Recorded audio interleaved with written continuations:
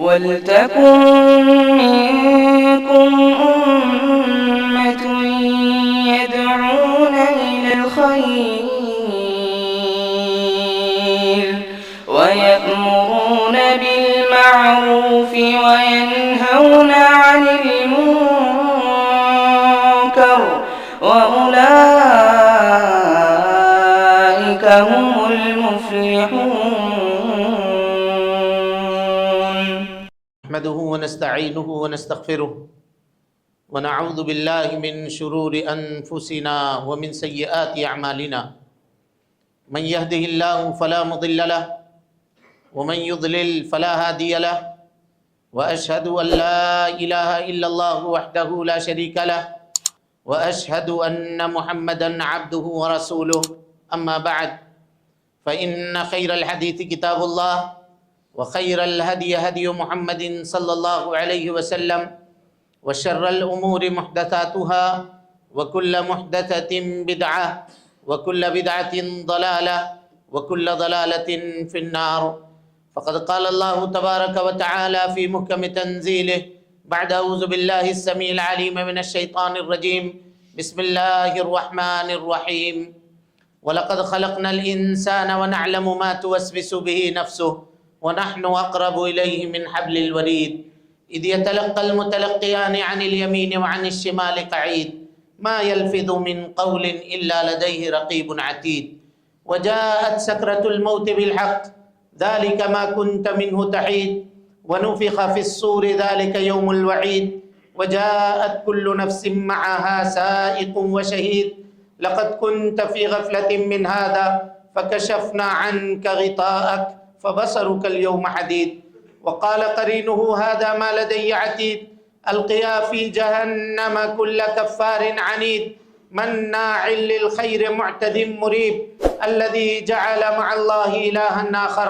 فألقياه في العذاب الشديد قال قرينه ربنا ما أطغيته ولكن كان في ضلال بعيد قال لا تختصموا لدي وقد قدمت إليكم بالوعيد ما يبدل القول لدي وما أنا بظلام للعبيد. وقال الله تبارك وتعالى في مقام آخر إن في خلق السماوات والأرض واختلاف الليل والنهار لآيات لأولي الألباب الذين يذكرون الله قياما وقعودا وعلى جنوبهم ويتفكرون في خلق السماوات والأرض ربنا ما خلقت هذا باطلا سبحانك فقنا عذاب النار. محترم حاضرین، دوستو، بزرگوں اور ساتھیوں، پردہ نشین اسلامی رشتے کی مائیں اور بہنیں، ہر قسم کی تعریف، حمد و ثنا، کبریائی، پاکیزگی اور بڑائی تمام مخلوقات کی بندگی کا اکیلا مستحق اللہ رب العالمین کے لیے لائق و سزاوار ہے. وہی پروردگار عالم ہے، اسی نے ہمیں، آپ کو اور ساری کائنات کو تخلیق بخشی ہے. اللہ رب العالمین کی بادشاہت سے دنیا کا کوئی کونا بھی الگ نہیں. اللہ رب العالمین اکیلا ہے اور تنہا ساری دنیا کی نگرانی ہر آن، ہر لمحہ اور ہر گھڑی فرما رہا ہے. اللہ رب العالمین کا احسان عظیم ہے کہ اس نے ہمیں اور آپ کو مسلمان بنایا، اسلام جیسی عظیم دولت سے مالا مال فرمایا. اللہ رب العالمین نے اپنے پیغام کو، اپنی تعلیم کو ساری انسانیت کے لیے عام فرمایا ہے، اور اس کام کو پائے تکمیل تک پہنچانے کے لیے ہر دور میں انبیاء کرام کو دنیا کے اندر بھیجنے کا سلسلہ بھی جاری فرمایا تھا. آخری نبی آخری پیغام لے کر، آخری قانون اور آخری شریعت لے کر اس دنیا کے اندر تشریف لائے، اور اس آخری نبی نے جس طرح سے اللہ رب العالمین کے دیے ہوئے آخری پیغام کو پایا تھا، ہو بہو ویسا ہی بغیر کسی کمی اور بیشی کے انسانیت کے سامنے پیش فرما دیا. اور اس سے بھی آگے بڑھ کر کے آپ صلی اللہ علیہ وسلم نے اپنی نبوت کی 23 سالہ زندگی میں رات اور دن کی گھڑیوں کے اندر اللہ رب العالمین کے دیے ہوئے آخری پیغام کو عملی طور پر برت کر سارے جہان والوں کے لیے قیامت تک کے لیے بطور نمونہ چھوڑ دیا. درود و سلام ہو اشرف المخلوقات میں سب سے افضل، قیامت کے دن کے سردار، جناب محمد رسول اللہ صلی اللہ علیہ وسلم پر۔ اللہم صلی علی محمد وعلی آل محمد کما صلیت علی ابراہیم وعلی آل ابراہیم انک حمید مجید۔ اللہم بارک علی محمد وعلی آل محمد کما بارکت علی ابراہیم وعلی آل ابراہیم انک حمید مجید۔ محترم حاضرین، دوستو، بزرگوں اور ساتھیوں، پردہ نشین اسلامی رشتے کی مائیں اور بہنیں، موسم کی تبدیلی ہے، سردیوں کی آمد ہے۔ اس مناسبت سے ہم نے یہ سوچا کہ چند مسائل جو سردیوں سے متعلق ہیں اور سردی کے ان دنوں سے تعلق رکھتی ہیں، کتاب و سنت کی روشنی میں اس کی رہنمائی آپ کے سامنے میں رکھنے کی کوشش کروں۔ اللہ رب العالمین سے اس دعا کے ساتھ کہ اللہ تعالی ہمیں کہنے سے زیادہ اور آپ کو سننے سے زیادہ ہم دونوں کو اس کے اوپر عمل کرنے کی توفیق نصیب فرمائے۔ محترم حاضرین، اللہ تعالی فرماتا ہے، سورہ آل عمران کی یہ آیت کریمہ ہے، ان فی خلق السماوات والارض واختلاف اللیل والنہار لآیات لأولی الالباب۔ آسمان و زمین کی تخلیق میں، واختلاف اللیل والنہار، اور دن اور رات کے اختلاف میں، دن کا آنا رات کا جانا، اور بسا اوقات گرمی کے موسم میں دن کا لمبا ہونا اور رات کا چھوٹا ہونا، اور اسی طریقے سے سردی کے موسم میں دن چھوٹا ہوئے اور راتیں جو ہیں وہ لمبی ہو جاتی ہیں۔ اس اختلاف میں کیا ہے؟ لآیات لأولی الالباب، عقل مندوں کے لیے بڑی عبرت ہے، بڑی نصیحت ہے۔ کیا عبرت ہے اور کیا نصیحت ہے؟ کہا الذین یذکرون اللہ قیاما وقعودا، وہ لوگ جو اللہ رب العالمین کا ذکر کرتے ہیں کھڑے ہو کر کے، نماز پڑھتے ہیں، کھڑے ہو کر کے عبادت کرنا نماز ہے، اسی میں قیام ہے۔ کہا یذکرون اللہ قیاما وقعودا، بیٹھ کر کے اللہ تعالیٰ کا ذکر کرتے ہیں، کہیں بیٹھے ہیں تنہا تو اللہ کو یاد کرنا ہے، سبحان اللہ، الحمدللہ، لا الہ الا اللہ، واللہ اکبر، وللہ الحمد، لا حول ولا قوة الا باللہ، سبحان اللہ وبحمدہ، سبحان اللہ العظیم۔ یہ ساری چیزیں، یہ دعائیں وہ پڑھ رہے ہیں، یہ اللہ رب العالمین کا ذکر ہے۔ انسان بیٹھ کر کے اللہ تعالیٰ کا ذکر کرتا ہے۔ کالذین یذکرون اللہ قیاما وقعودا وعلی جنوبہم، اور لیٹ کر کے، پہلو کے بل بھی، جب بستر پہ جاتے ہیں سونے کے لیے تو اس وقت بھی وہ اللہ رب العالمین کو یاد کرتے ہیں، اللہ کا ذکر کرتے ہیں۔ تینوں حالت اللہ نے بیان کر دی، قیاماً کھڑے ہونے کی حالت میں بھی، قعوداً بیٹھے ہوئے بھی، اور لیٹ کر کے بھی۔ اس سے زیادہ اور انسان کی پوزیشن نہیں ہو سکتی، یا تو وہ کھڑا ہوگا یا بیٹھا ہوگا یا لیٹا ہوگا۔ اللہ نے کہا کہ تینوں حالتوں میں اللہ رب العالمین کا ذکر کرتے ہیں، یذکرون اللہ قیاما وقعودا وعلی جنوبہم۔ اور صرف اتنا ہی نہیں، ویتفکرون فی خلق السماوات والارض، آسمان و زمین کی تخلیق میں غور و فکر کرتے ہیں۔ یہ غور و فکر کرنا عظیم عبادت ہے، صرف سوچنا، غور و فکر کرنا کہ اللہ تعالیٰ نے آسمان کو کیوں بنایا، رب العالمین نے زمین کی تخلیق کیوں کی، یہ سردی کا موسم، اس موسم کا آنا، گرمی کا موسم، اس کا چلا جانا، موسموں کی یہ تبدیلی، یہ کیوں ہے؟ اگر کوئی انسان اس پہ غور کرے، صرف غور کرے، سوچے، تو یہ عظیم عبادت ہے۔ اللہ رب العالمین کی وہ عبادت کر رہا ہوتا ہے جب یہ سوچ رہا ہوتا ہے۔ وَيَتَفَكَّرُونَ فِي خَلْقِ السَّمَاوَاتِ وَالْأَرْضِ، اور سوچنے کے بعد وہ اس نتیجے پر پہنچتا ہے، رَبَّنَا مَا خَلَقْتَ هَذَا بَاطِلًا، اے اللہ تو نے ان چیزوں کو بیکار پیدا نہیں کیا ہے۔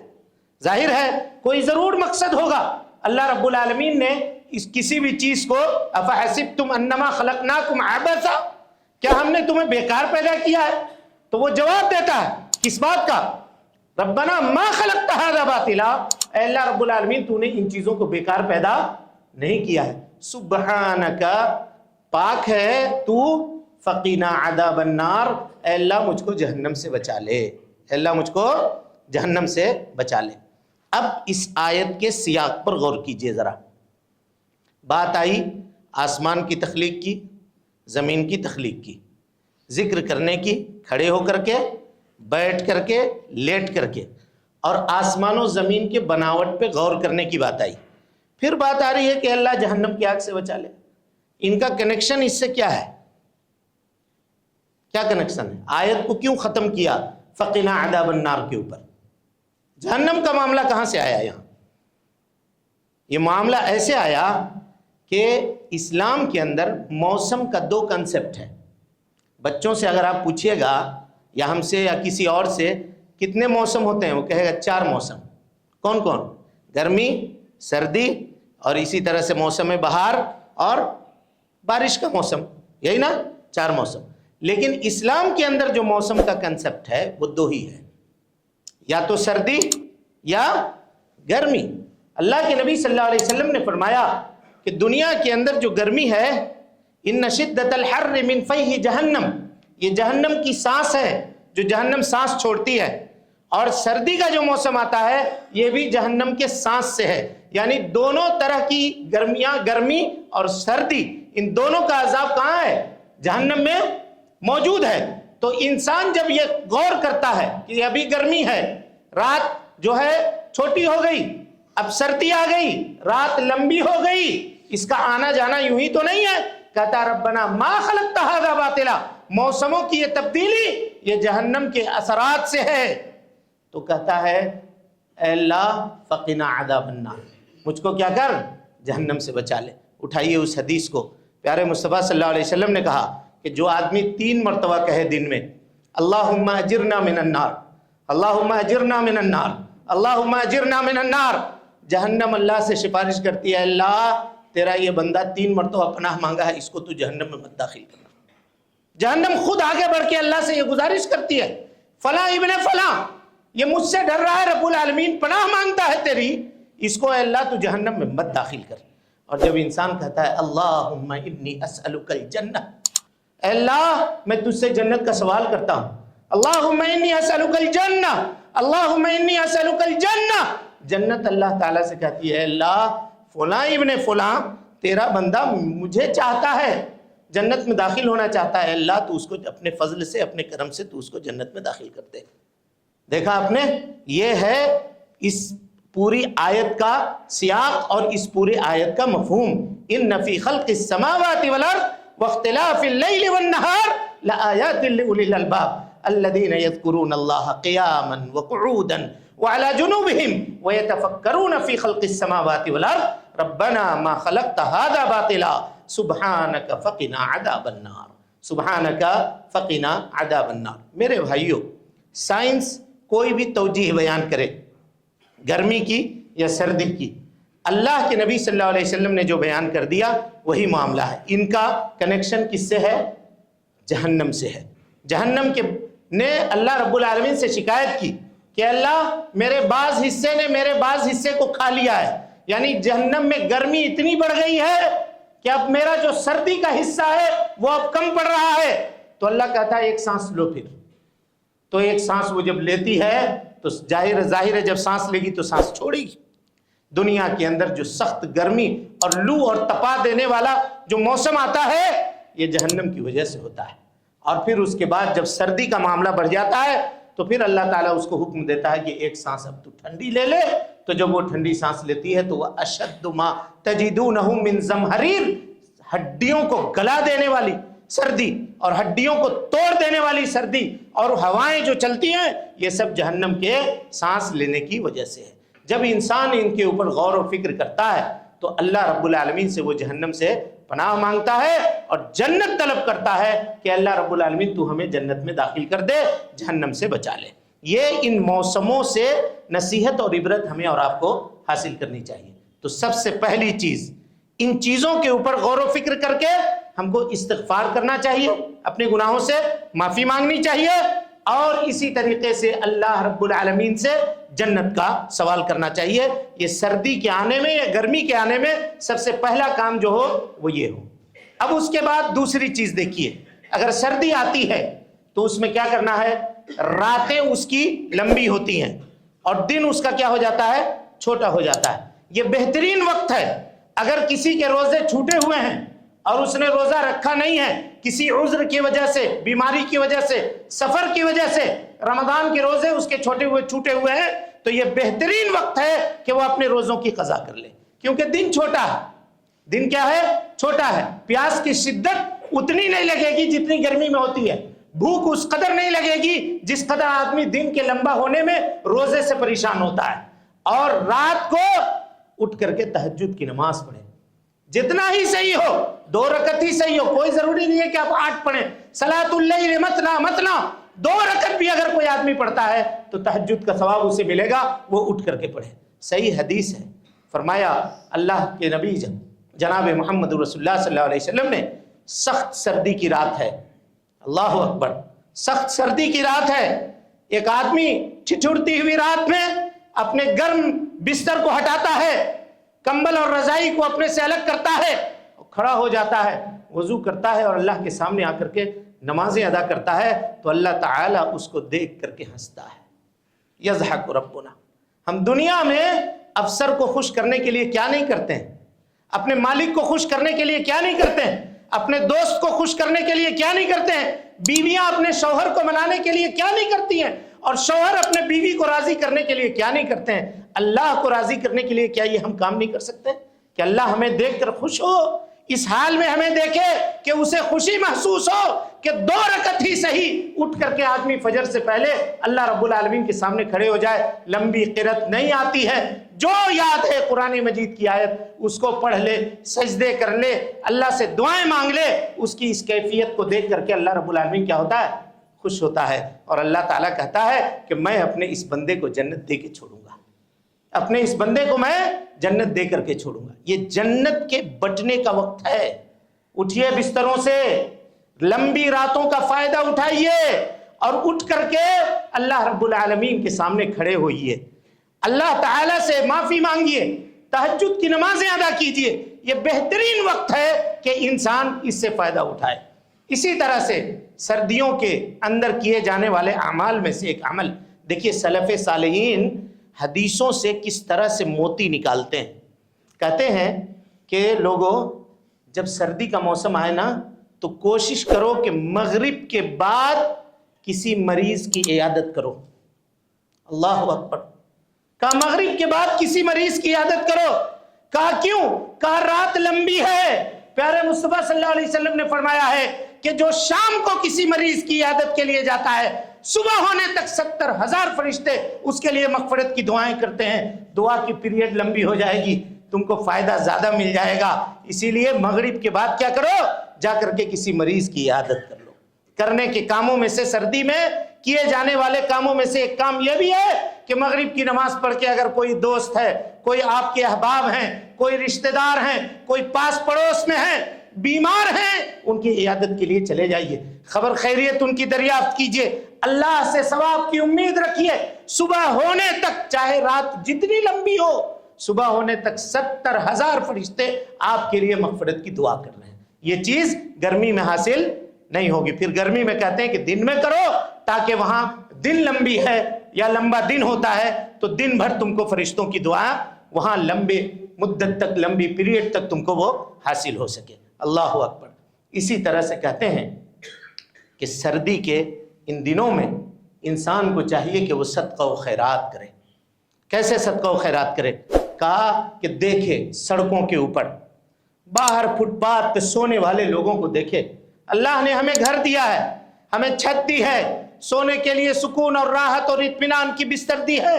کچھ لوگ غریب ہیں جن کو اللہ نے اپنے عدل سے ویسا بنایا ہے، اور ان کو دیکھو کہ وہ سڑکوں کے اوپر سوئے ہوئے ہیں، ٹھٹھر کر کے گول ہو چکے ہیں، نہ سونے کے لیے کچھ ہے۔ ہم کو تو کمرے کے اندر بغیر اے سی کے آج بھی نیند نہیں آ رہی ہے ہم لوگوں کو۔ ان کی حالت ہی ویسی نہیں ہے، وہ ہواؤں کے تھپیڑے میں ہیں، وہ شبنم کے تھپیڑے میں ہیں، ہواؤں کی سنگینی ان کے جسموں کو ٹھٹھرا دیتی ہے۔ رات کی سردی میں نکل جائیے، جو وسعت آپ کے جیب میں اللہ نے دی ہے، 2 4 8 10 کمبل خریدیے اور لے جا کر کے ان غریبوں کے جسموں کے اوپر ڈال دیجیے۔ کسی کو دیکھا کوئی غریب ہے، پہننے کے لیے اچھا کپڑا نہیں ہے، ایک آدھ سویٹر خرید کر کے اس کو دے دیجئے کہ یہ لو گرم کپڑے تم پہنو۔ کسی کے کان میں پہننے کے لیے کچھ نہیں ہے، کچھ اس کے کان میں خرید کر کے دے دیجئے کہ یہ پہنو، کتنا لگتا ہے اس میں؟ 200-500 روپے کی چیز اگر آدمی یہ کر دے تو یہ بہت بڑی نیکی کا کام ہوگا اللہ رب العالمین کے خلق کے ساتھ، اور اللہ تعالیٰ اس کا بہترین بدلہ دنیا میں بھی دے گا، اور اس کا بہترین بدلہ اللہ رب العالمین آخرت میں بھی دے گا۔ سردی کے دنوں میں جیسے گرمی میں پانی پلانے کا ہم اہتمام کرتے ہیں، چھاچھ پلاتے ہیں، دہی پلاتے ہیں، اور دوسری چیزیں شربت پلانے کا انتظام کرتے ہیں، واقعی یہ بھی افضل نیکی ہے، تمام نیکیوں میں سب سے بہترین نیکی پانی پلانے کی نیکی ہے۔ لیکن اس طرح سے بھی اگر اللہ کی مخلوق پریشان ہے، تنگ ہے، دشواری سے گزر رہی ہے، تو ہماری یہ ذمہ داری ہے کہ ہم ان کے لیے اس مصیبت اور پریشانی سے نکلنے کا سامان پیدا کریں۔ میرے بھائیوں، یہ نیکیوں میں کیا ہے؟ بڑی عظیم نیکی ہے صدقہ و خیرات کرنا۔ سردی کے ان دنوں کو غنیمت جان کر کے آدمی صدقہ و خیرات کرے۔ اسی طریقے سے سردی کے ان دنوں کے اندر کیے جانے والے کاموں میں ایک کام یہ ہے کہ آدمی اپنی حفاظت کرے، اپنی حفاظت کرے۔ حضرت عمر ابن خطاب رضی اللہ تعالی عنہ جب سردی کا موسم آتا تو اپنے گورنروں کو خط لکھتے تھے، کہتے تھے البرد عدو اللہ، یاد رکھو یہ اللہ کا دشمن ہے سردی۔ اذا دخل، جب یہ داخل ہو جائے جسم کے اندر تو بہت جلدی داخل ہوتا ہے لیکن نکلتا نہیں ہے۔ اللہ اکبر، اس قول میں کتنی صداقت ہے دیکھیے۔ بسا اوقات وہ درد جسم کے اندر جو سردی کے زمانے میں پیدا ہوتا ہے، کبھی کبھی گرمی آنے کے بعد تک وہ درد جسم سے نہیں نکلتا۔ سینے پہ اگر بلغم جم گیا اور کف اگر آ گیا سینے پہ، سردی لگ گئی تو پھر آپ پریشان ہو جائیے گا پورا موسم، لیکن اس کا علاج پورے طور پہ مکمل نہیں ہو پاتا ہے اور اس کے اثرات جسم کے اندر باقی رہتے ہیں۔ اسی لیے حضرت عمر ابن خطاب خط لکھتے تھے، کہتے تھے اس کو کھیل مذاق مت کرو اس کے ساتھ، اللہ کے بندو اس سے بچنے کا سامان تیار کرو، گرم لباس بنواؤ، چمڑوں کے لباس بنواؤ اور اس کو پہنا کرو، سردی سے اپنے آپ کو بچانے کی کوشش کیا کرو۔ اور خاص طور پہ کہا کرتے تھے کہ بچوں کو، اپنے بچوں کو سردیوں سے بچاؤ۔ اور اس زمانے میں چونکہ لباس وغیرہ کا معاملہ کم تھا تو آج کل لباس بہت زیادہ ہے، لیکن باوجود اس کے آج بچے بہت زیادہ بیمار پڑتے ہیں ان سردیوں میں۔ اس کی وجہ یہ ہوتی ہے ہماری بد احتیاطی۔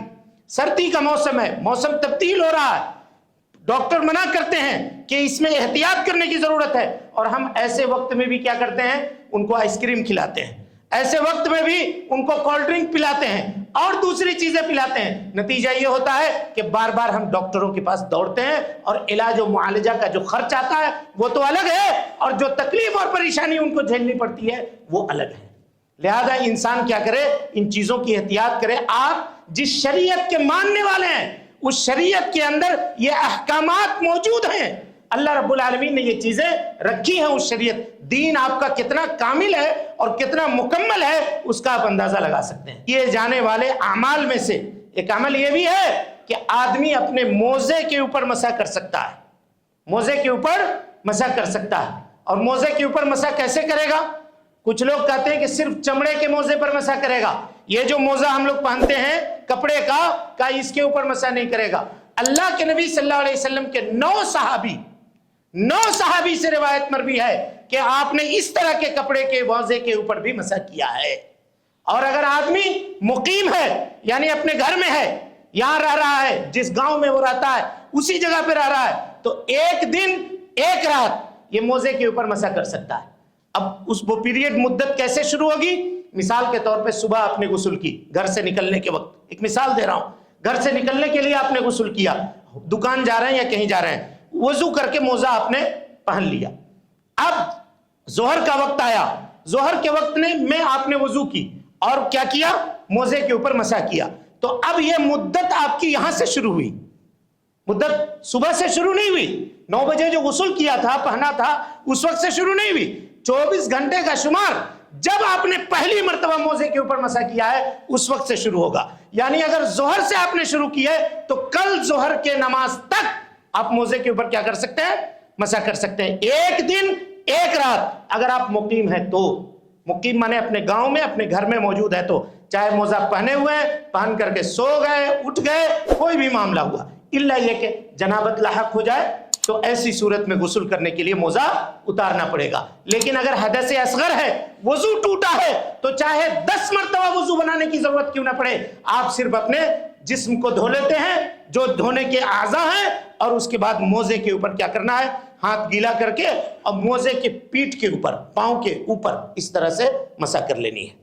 اس طرح سے کیا کرنا ہے, مسح کر لینا ہے. بس ایک مرتبہ اس طرح مسح کر لیا آپ نے, یہ پاؤں دھونے سے آپ کا معاملہ ہو گیا. اللہ کہتا ہے یرید اللہ بکم اليسر, اے لوگو اللہ تعالیٰ تم سے آسانی چاہتا ہے, ولا یرید بکم العسر, اور اللہ رب العالمین تم سے سختی نہیں چاہتا ہے. دیکھا آپ نے کہ اگر پانی ٹھنڈا ہے یا موسم ٹھنڈا ہے تو ایسی صورت میں اگر آدمی موزہ پہنا ہے اور موزے کو اتارنے میں مشقت ہے اور مشقت نہیں بھی ہے, تو ایک آدمی اگر مقیم ہے اپنے گھر میں تو 1 دن اور 1 رات, چاہے مرد ہو چاہے عورت ہو, وہ موزے کے اوپر مسح کر سکتی ہے یا کر سکتا ہے. اور اگر مسافر ہے, اپنے گاؤں سے کہیں نکل کر گیا ہے دوسری جگہ, حیدرآباد گیا, کہیں اور گیا, کہیں اور گیا, تو ایسی صورت میں 3 دن 3 رات 3 دن 3 رات تک موزے کے اوپر وہ کیا کرے گا, مسح کرتا رہے گا. اچھا, اللہ رب العالمین کے سہولتوں میں سے ایک سہولت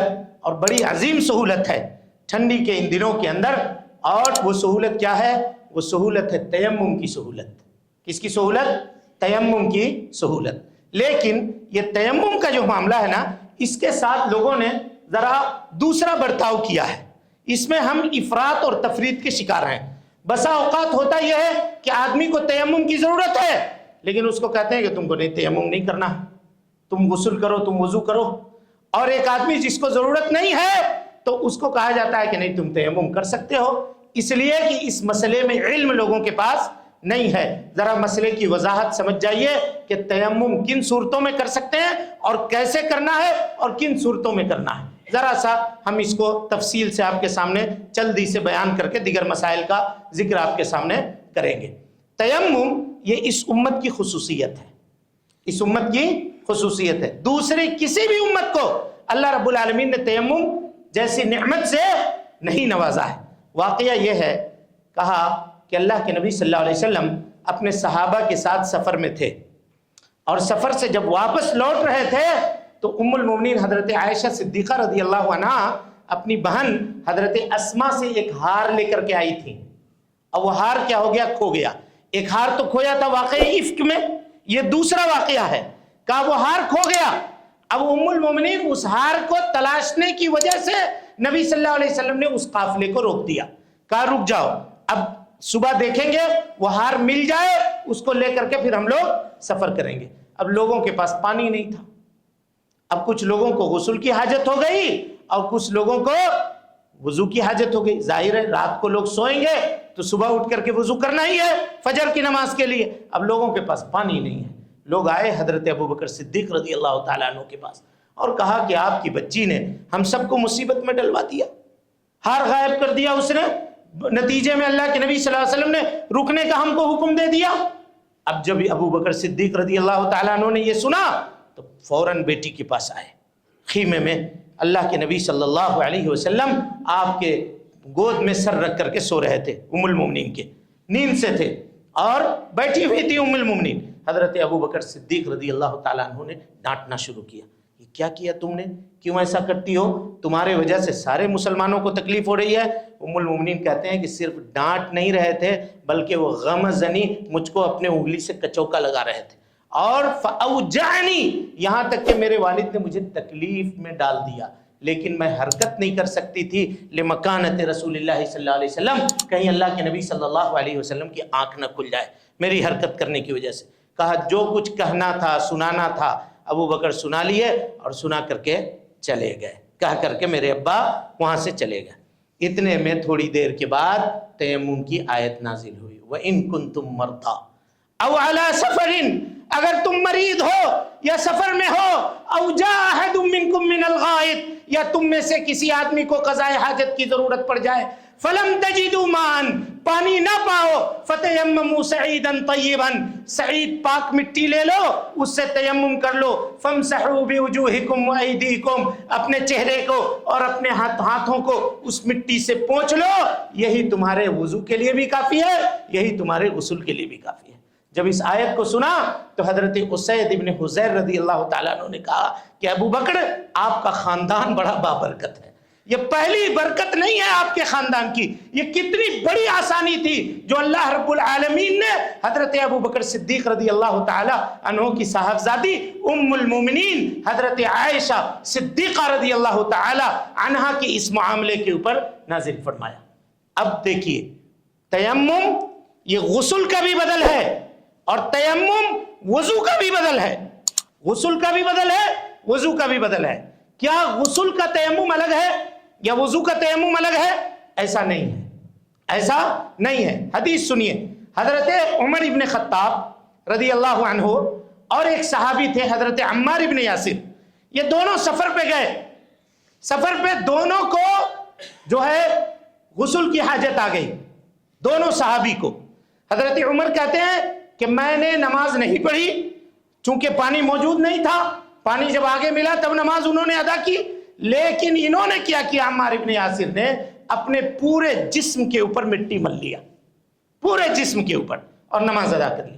جب آئے اللہ کے نبی صلی اللہ علیہ وسلم کے پاس تو کہا کہ یہ معاملہ ہوا، تو اللہ کے نبی صلی اللہ علیہ وسلم نے کہا کہ اس کی ضرورت نہیں تھی، تمہارے لیے بس اتنا ہی کافی تھا کہ مٹی کے اوپر ہاتھ مارتے اور اس کے بعد اس کو پھونک لیتے اور اسی سے اپنے چہرے کو مل لیتے، پہلے چہرے کو ملنا ہے اور اس کے بعد دونوں ہتھیلیوں کو مل لیتے، بس اتنا ہی کرنے کی ضرورت تھی، اس سے زیادہ اور کچھ کرنے کی ضرورت نہیں تھی۔ یہ کس کے لیے ہے؟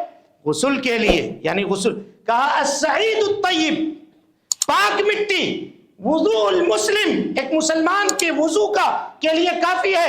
وَإِن لَّمْ يَجِدِ الْمَاءَ 10 سنین، اگر ایک آدمی 10 سال تک پانی نہیں پاتا ہے تب بھی وہ کیا کرے گا؟ وضو کرتا ہے کے بدلے میں یا غسل کے بدلے میں تیمم کر کے نماز ادا کر سکتا ہے۔ نبی صلی اللہ علیہ وسلم نے کہا کہ اللہ تعالیٰ نے جو خصوصیت مجھے عطا کی ہے ان خصوصیتوں میں سے خصوصیت یہ ہے وَجُعِلَتْ لِيَ الْأَرْضُ مَسْجِدًا وَطُهُورًا، اللہ رب العالمین نے پوری روئے زمین کو میرے لیے مسجد بنا دیا ہے اور پاکی حاصل کرنے کا ذریعہ بنا دیا ہے۔ اچھی بات، مٹی کون سی ہونی چاہیے؟ سعید کہتے ہیں فَكُلُّ مَا عَلَى وَجْهِ الْأَرْضِ، ہر وہ چیز جو زمین کے اوپر ہو۔ اب اس میں ریت بھی شامل ہے، اگر سینڈ ہے، ریت جس کو کہتے ہیں، تو اس سے بھی آدمی وضو کر سکتا ہے، تیمم کر سکتا ہے۔ یا دیوار کے اوپر ڈسٹ ہے، گرد و غبار ہے، اس کے اوپر بھی آپ تیمم کر سکتے ہیں۔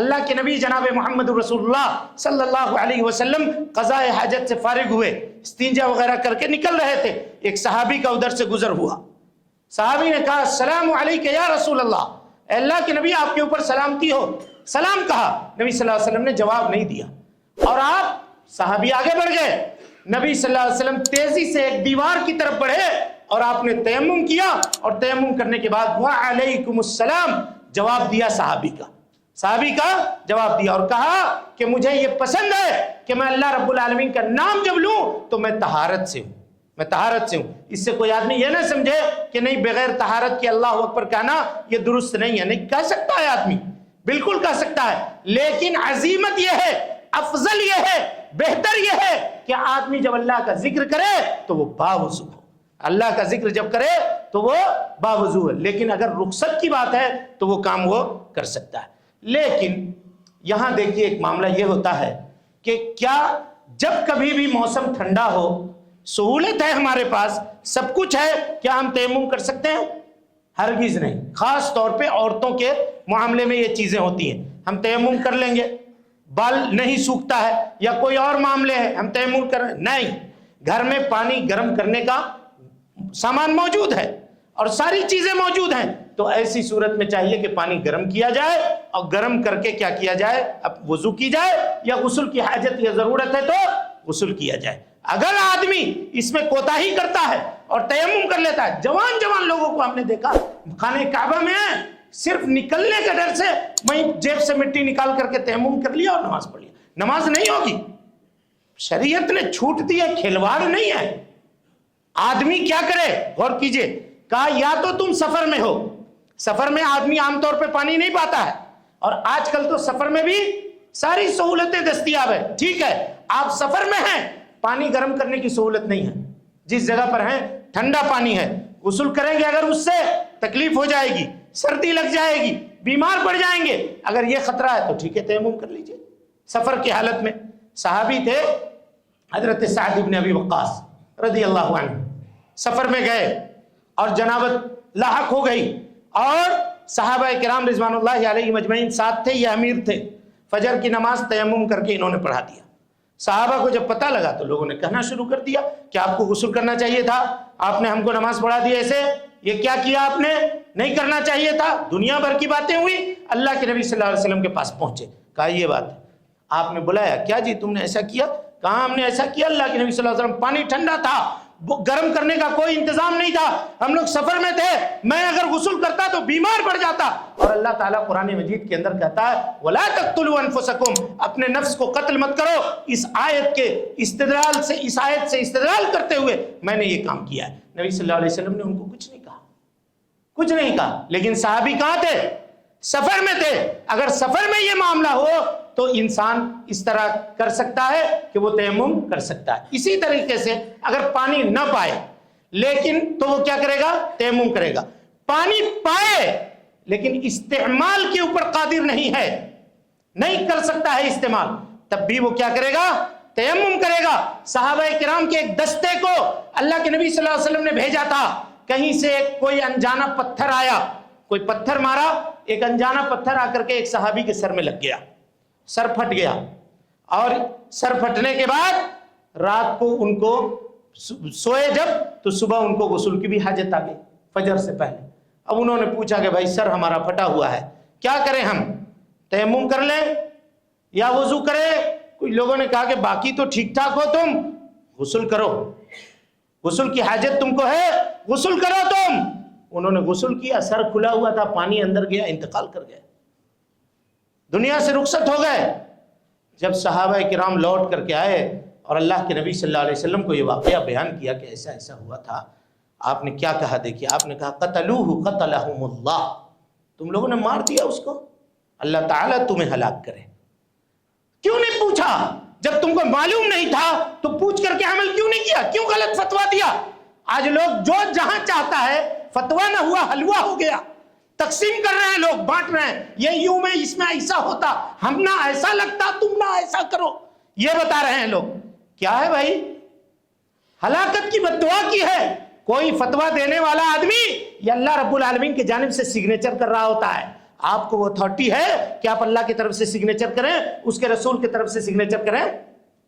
ہاں کیوں کرتے ہیں؟ کیوں بولتے ہیں؟ اگر علم نہیں ہے تو نہ بولا کیجئے، کہہ دیا کہ ہمارے ساتھ یوں ہے، ہمارے ساتھ یوں ہے، ہم تیمم کر لیں، کہا ہاں تیمم کر لو، کوئی مسئلہ نہیں ہے۔ اب اس کی جو عبادتیں ہیں اگر وہ نہ ہوئی ہیں تو وہ سب آپ کے سر پہ ہے، اگر نہ جانتے ہیں تو نہ بولا کیجئے۔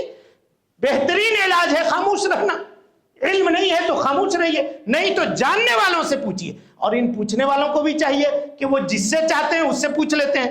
علاج کرنے کے لیے اسپیشل ڈاکٹر چاہیے، لیکن دین جاننے کے لیے کوئی بھی RMP سڑک کے اوپر اور کہیں پر بھی کسی طرح کا بھی کوئی آدمی ہو، خالی بتا دیجئے نا یہ ایسا ہوگا، یہ ایسا ہوگا، یہ ایسا ہوگا، اب وہ بھی اٹکل پچو اپنا ہانک دیا، لوگ سمجھتے ہیں کہ نہیں یہی ہے، چلو اسی کو مان لیا صحیح، اسی کو مان لیا صحیح۔ ابھی آپ نے خبر پڑھی نا، اب کچھ لوگ ذرا انٹلیکچوئل ہو گئے ہیں، لوگ آج ایڈوانس ہو گئے ہیں، گوگل پہ سرچ کرتے ہیں۔ ابھی پڑھا نا آپ نے، سرچ کر کے گوگل کے اوپر جا رہے تھے، میپ لگا کر کے پل ٹوٹی ہوئی تھی، وہیں سے نیچے گرے ہڑاک سے، ویسے ہی جہنم میں گریے گا ہڑاک سے۔ جو معاملہ اگر بغیر سوچے سمجھے ہر کسی کس و ناقص کے پیچھے اگر آدمی بھاگے اور دوڑے تو اس کا انجام اسی طرح سے ہوگا جو انجام یہاں پر آپ کے نگاہوں کے سامنے ہے۔ اور آخری بات، تیمم کا جو طریقہ ہے وہ طریقہ یہ ہے کہ التیمم ضربۃ واحدہ، یہی روایت زیادہ صحیح ہے، صحیحین کی روایت ہے کہ تیمم میں ایک ضرب مارا جائے گا۔ کچھ لوگ کہتے ہیں ایک ضرب مانے ایک مرتبہ مٹی پہ ماریے، ایک مرتبہ مارا اس طرح سے مٹی سے اٹھایا، پھونک مارا، پھونک مارنے کے بعد اسی سے چہرے کا، پہلے چہرے کا مسح کرنا ہے، چہرے کا مسح کیا اور اس کے بعد ان دونوں ہتھیلیوں کا یہاں تک بھی نہیں کرنا ہے، یہاں تک بھی نہیں، صرف اتنا، اس سے اس کا، اس سے اس کا، بس ختم، اور اس سے زیادہ کچھ بھی نہیں کرنا ہے، یہی طریقہ ہے اس کا۔ اور کچھ لوگ کہتے ہیں التیمم ضربتان، امام حنیفہ رحمۃ اللہ علیہ کا مسئلہ ہے کہا کہ دو ضرب ہے، ایک ضرب کیا ہے ہاتھ کے لیے، اور دوسرا ضرب کیا ہے، دوسری مرتبہ جو مارے گا، ضرب مانے مارنا، اس طرح سے ہاتھ مارنا، یہ دوسرا ضرب جو ہے کس کے لیے، چہرے کے لیے. یہ حدیث صحیح نہیں ہے. لہذا صحیح حدیث کیا ہے کہ ایک ہی مرتبہ اس کو یہ کیا جائے. اور اس سے پہلے آدمی کو چاہیے کہ نیت کرے تیمم کرنے کی، اور اس کے بعد بسم اللہ پڑھے جس طرح سے وضو میں کرتا ہے، اور تیمم سے فارغ ہونے کے بعد وضو کی جو دعا ہے وہ دعا پڑھے، وضو کی جو دعا ہے وہ دعا پڑھے. اب یہاں ایک اور مسئلہ ہے کہ ایک آدمی پانی نہیں پایا، ٹھیک ہے، وضو تیمم کر کے نماز پڑھ لیا. مثال کے طور پہ ظہر کی نماز کسی نے پڑھا تیمم کر کے، ہاں اول وقت میں 12:30 بجے وقت ہو جا رہا ہے ظہر کا، بلکہ اس سے بھی پہلے ہو جا رہا ہے. اب اس وقت اس نے نماز ادا کر لی، اب آگے چل کر کے جا رہا ہے سفر میں، تو دیکھا کہ اب پانی مل گیا، وقت ظہر کا باقی ہے، تو کیا کرے گا؟ کیا اس کو کینسل کرے گا جو تیمم کر کے کیا ہے نماز؟ بولیے. ہاں کچھ لوگ کہتے ہیں کہ اگر وقت پہ پانی مل جائے تو پہلی پڑھی گئی نماز تمہاری کینسل، پانی مل گئی ہے، پانی مل گیا ہے، وقت ہے تو وضو کر کے نماز پڑھو. نہیں، یہ مسئلہ صحیح نہیں ہے. دو صحابی کا یہی واقعہ ہوا تھا، کیس ہوا تھا. اسی طرح سے دونوں نے تیمم کر کے نماز ادا کی، آگے جب بڑھے تو دیکھا کہ پانی مل گیا، وقت ابھی عصر کی نماز کا باقی تھا. دونوں میں سے ایک نے کہا کہ میں تو پھر سے پڑھوں گا، دوسرے نے کہا کہ میں نہیں پڑھوں گا، ہو گیا، نماز جو پڑھنا تھا وہ پڑھ لیا، اس وقت پانی نہیں ملا، نماز ہم نے ادا کر لی. کہا نہ ہم پڑھیں گے. کہا پڑھو. جب اللہ کے نبی صلی اللہ علیہ وسلم کے پاس پہنچے تو اللہ کے نبی صلی اللہ علیہ وسلم نے کہا کہ تم کو نماز دہرانے کی ضرورت نہیں تھی، جس وقت تمہاری جو پوزیشن تھی اس کے مطابق تم نے عمل کر لیا. اب پانی مل گیا تو نیکسٹ جو نماز ہے اس نماز کو کیا کرو، اس تیمم سے اب تم وہ نماز نہیں پڑھ سکتے ہو، بلکہ تمہیں کیا کرنا ہے، وضو کرنا ہے، یا غسل کی حاجت ہے تو غسل کرنی ہے، اور اس کے بعد نماز ادا کرنا ہے. یہ چند مسائل تھے جس کا ذکر جاڑے کے اس موسم میں ضروری تھا. کچھ اور مسائل تھے وہ وقت کی تنگی کی وجہ سے چھوٹ گئے. بہرحال جتنے بیان کیے گئے انشاءاللہ وہ کافی ہوں گے. رب العالمین سے دعا ہے کہ اللہ تعالی ہم سب کو حسن عمل کی توفیق دے، ہم سب کی اصلاح فرمائے، نیکیوں کو قبول کرے، سیئات سے درگزر فرمائے. اے اللہ رب العالمین ہم میں سے جو لوگ بیمار ہیں انہیں تو شفائے کاملہ عاجلہ نصیب فرما دے. اے اللہ جو پریشان حال ہیں ان کی پریشانیوں کو دور فرما دے. اے اللہ رب العالمین ہم سب تیرے محتاج ہیں. اے اللہ رب العالمین ہم سب کی محتاجی دور فرما دے. اے اللہ جہاں کہیں بھی ہمارے مسلمان بھائی، مومن بھائی پریشان ہیں، اے اللہ تو ان سب کی مدد فرما دے. اے اللہ اس ملک کو امن و امان کا گہوارہ بنا دے. اے اللہ رب العالمین امن و امان اور بھائی چارہ کا گہوارہ بنا دے. اے اللہ رب العالمین ہم سب کو حسن سلوک کرنے کی توفیق نصیب فرما. اے اللہ رب العالمین دین کے اوپر عمل کرنے کی توفیق نصیب فرما. جب تک زندہ رکھ، دین اسلام پہ زندہ رکھ، اور جب اٹھا ایمان پہ اٹھا. اقول قولی ھذا واستغفر اللہ لی ولکم ولسائر المسلمین من کل ذنب وخطیئۃ فاستغفروہ انہ کان للأوابین غفورا. محترم سامعین و ناظرین، اب تمام حضرات سے گزارش ہے کہ مرکزی جامع مسجد کے خطبات اور دروس کو اگر آپ سننا چاہتے ہیں تو اس چینل کو آپ لائک کریں، اس کو سبسکرائب کریں اور اس کو لوگوں تک پھیلانے کی کوشش کریں. اللہ رب العالمین ہم سب کی نیکیوں کو قبول کرے. وجزاکم اللہ خیرا.